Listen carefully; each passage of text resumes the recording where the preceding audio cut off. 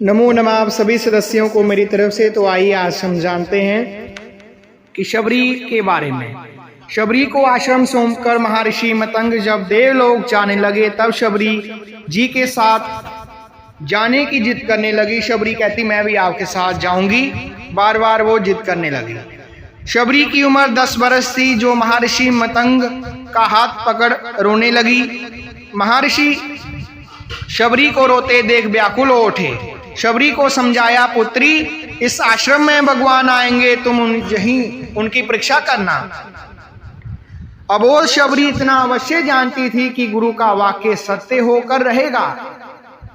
उसने फिर पूछा कब आएंगे भगवान। शबरी कहती है कि कब आएंगे भगवान, उसने पूछा। महर्षि मतंग त्रिकालदर्शी थे, वह भूत भविष्य सब जानते थे, वह ब्रह्म ऋषि थे। महर्षि शबरी के आगे घुटनों के बल बैठ गए और शबरी को नमन किया। आसपास उपस्थित सभी ऋषिगण असमंजस में डूब गए। ये उलट कैसे हुआ? गुरु जहां शिष्य को नमन करे, ये कैसे हुआ? महर्षि के तेज के आगे कोई बोल ना सका। महर्षि मतंग बोले, पुत्री अभी उनका जन्म नहीं हुआ, अभी दशरथ जी का लगन भी नहीं हुआ। उनका कौशल्या से विवाह होगा, फिर भगवान की लंबी प्रतीक्षा होगी। फिर दशरथ जी का विवाह सुमित्रा से हुआ, फिर प्रतीक्षा। फिर उनका विवाह कैकेयी से होगा, फिर प्रतीक्षा। फिर वो जन्म लेंगे, फिर उनका विवाह माता जानकी से होगा। फिर उन्हें 14 वर्ष वनवास होगा, ठीक है। और फिर वनवास के आखिर वर्ष माता जानकी का हरण होगा। तब उनकी खोज में वह जहां आएंगे, तुम उन्हें कहना आप सुग्रीव से मित्रता कीजिए, उसे आताई बाली के संताप से मुक्त कीजिए। आपका अविष्ट सिद्ध होगा और आप रावण पर अवश्य विजय प्राप्त करेंगे। शबरी एक क्षण बड़ी चिंतित हो गई। अबोध शबरी इतनी लंबी प्रतीक्षा के समय को माप भी नहीं पाई। अब फिर अधीर होकर पूछने लगी, इतनी लंबी प्रतीक्षा कैसे पूरी होगी गुरुदेव? महर्षि मतंग बोले, वह ईश्वर हैं, अवश्य ही आएंगे, जे बाबी निश्चित है। लेकिन यदि उनकी इच्छा हुई तो काल दर्शन के इस विज्ञान को परे रखकर वह कभी भी आ सकते हैं, लेकिन आएंगे अवश्य। जन्म मरण से परे उन्हें जब जरूरत हुई तो प्रहलाद के लिए खंबे से भी निकल आए थे भगवान। इसलिए प्रतीक्षा करना, वह कभी भी आ सकते हैं। तीनों काल तुम्हारे गुरु के रूप में मुझे याद रखेंगे। शायद यही मेरे तप का फल है। शबरी गुरु के आदेश को मान वही आश्रम में रुकी रही। उसे हर दिन प्रभु श्री राम की प्रतीक्षा करती रही। वह जानती थी समय का चक्कर उनकी उंगली पर नाचता है, वह कभी भी आ सकते हैं। हर रोज रास्ते में फूल बिछाती और हर क्षण प्रतीक्षा करती, कभी भी आ सकते हैं हम प्रभु श्री राम। हर तरफ फूल बिछाकर हर क्षण प्रतीक्षा करती। शबरी बूढ़ी हो गई, लेकिन प्रतीक्षा उसकी अबोध चित्त से करती रही। एक दिन उसके बिछाए फूलों पर प्रभु श्री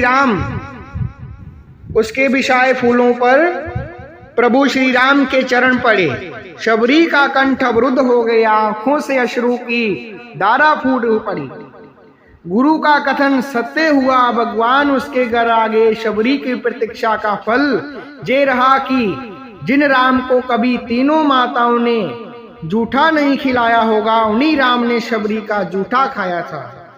ऐसे पतित पावन मर्यादा पुरुषोत्तम दीन हितकारी श्री राम जी की जय हो, जय हो, जय हो।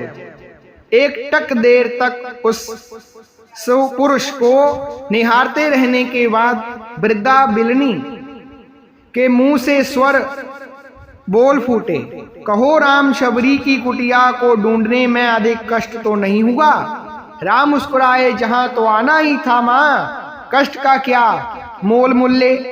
जानते हो राम, तुम्हारी प्रतीक्षा तब से कर रही हूं जब तुम जन्मे भी नहीं थे।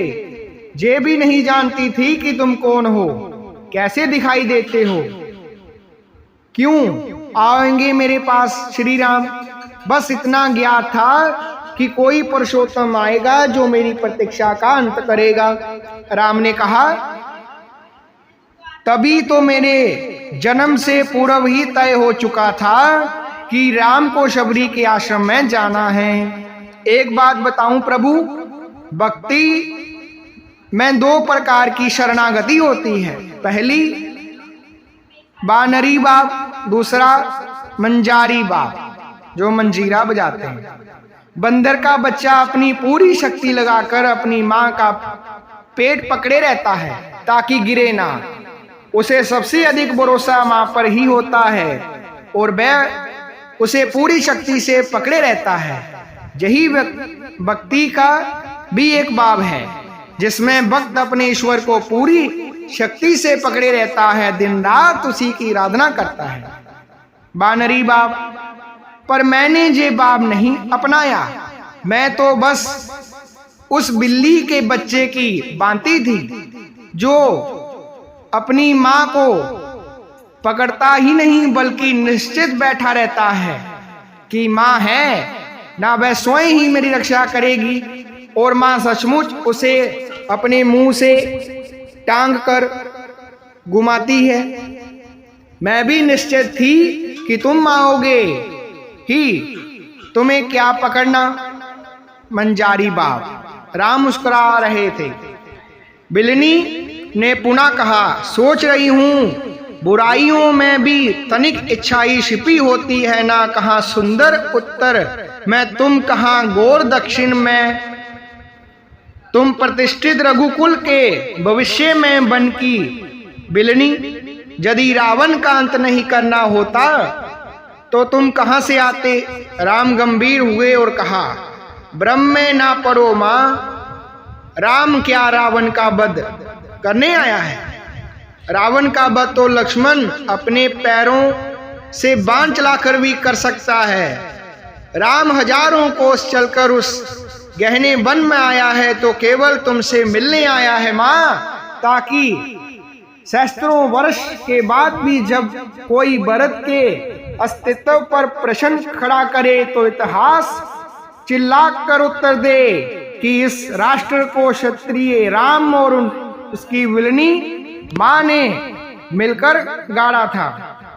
जब कोई भारत की परंपराओं पर उंगली उठाए तो काल उसका गला पकड़कर कहे कि नहीं, एकमात्र ऐसी सभ्यता है जहां एक राजपुत्र वन में प्रतीक्षा करती एक वनवासिनी से भेंट करने के लिए 14 वर्ष का वनवास स्वीकार करता है। राम वन में बस इसलिए आए हैं ताकि जब युगों का इतिहास लिखा जाए तो उसमें अंकित हो कि शासन प्रशासन और सत्ता जब पैदल चलकर वन में रहने वाले समाज के अंतिम व्यक्ति तक पहुंचे तभी वह राम राज्य है। अंत्योदया राम वन में इसलिए आए ताकि भविष्य स्मरण रहे कि प्रतीक्षाएं अवश्य पूरी होती हैं। राम जो थे रावण को मारने वर के लिए नहीं आए। माता शबरी एक टक राम को निहारती रही। राम ने फिर कहा, राम की वन यात्रा रावण युद्ध के लिए नहीं है माता, राम की यात्रा अपार। जय श्री राम, जय हनुमान। आप सभी खुश रहें, स्वस्थ रहें, व्यस्त रहें, मस्त रहें, ऐसी हम मनोकामना करते हैं।